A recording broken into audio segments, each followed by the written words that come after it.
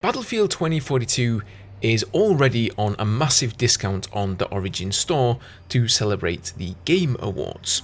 Given the current player numbers, which I did a video on the other day entitled "Is Battlefield 2042 Dying Already?", this actually doesn't surprise me at all, and I think it's a smart move from EA, honestly.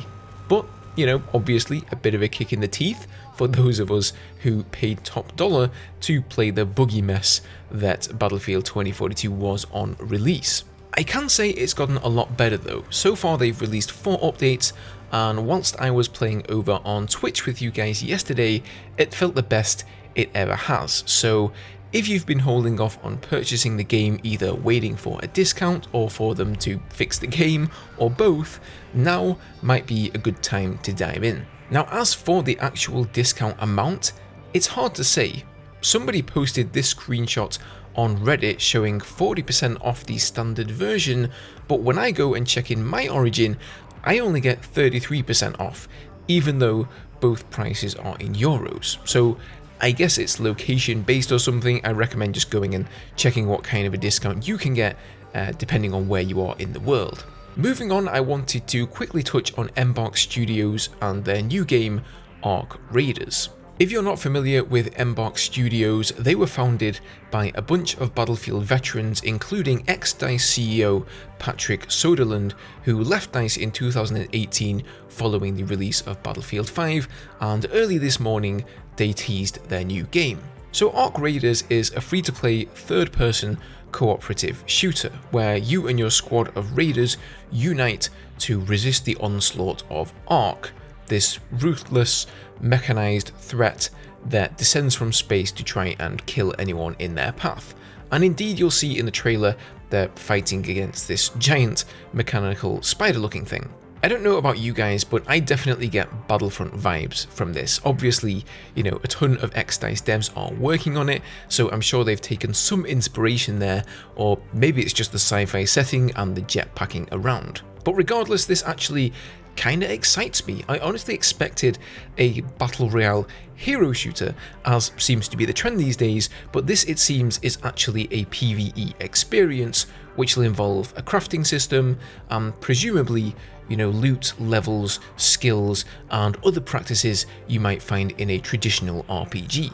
Given that, once again, these ex-DICE devs have tons of experience of squad play from Battlefield, I think they've probably got what it takes to make an engaging experience that rewards you for good team play and synergy with other players. So outside of the trailer in the background here, there is a little more information available on their website. So we get a look at a couple of the characters, the first being Celeste, which I think is a very fitting name given the robots dropping from space and all that. And then we have Lance, who appears to be a flamboyant android of some description.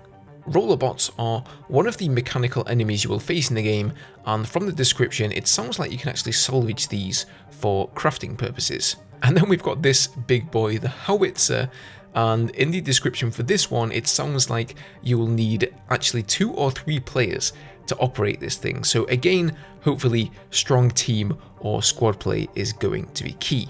So one thing that strikes me is that this game looks quite stunning visually. It's running on the Unreal Engine and it just looks like a satisfying experience to play.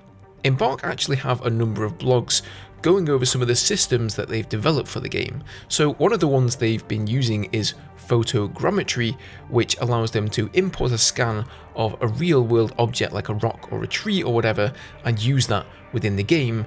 And that's exactly what DICE did with Battlefield 1, which is why that game, at least in my opinion, looks super realistic, really gritty, and, you know, just lifelike. So they've obviously taken what they've learned there and applied it to this game.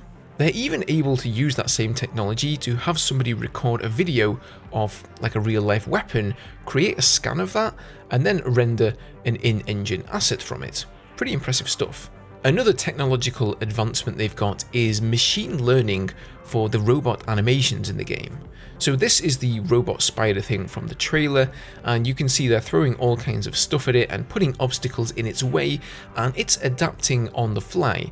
Kind of similar to the Boston Dynamics dog. If you've seen that video of the guy kicking it and it just sort of compensates for the impact and staggers to one side and then recovers, it kind of reminds me of that. So I guess normally an animator would say create a walking animation for the robot, and then they create a separate stagger animation that would play out if you shot it with a rocket, for example. And those animations would just play regardless of the level of impact of the rocket, or if it only got hit by splash damage instead of a direct impact. So I think with this system, the way the robots react is going to be much more lifelike and realistic, and I'm pretty excited to see where they go with this game, to find out a bit more about it. If you are interested in playtesting the game, you can actually sign up for that on their website, so I'll leave a link down below. The game is due to release sometime in 2022, so hopefully we'll hear something more. Let me know what you think in the comments, guys. Cheers.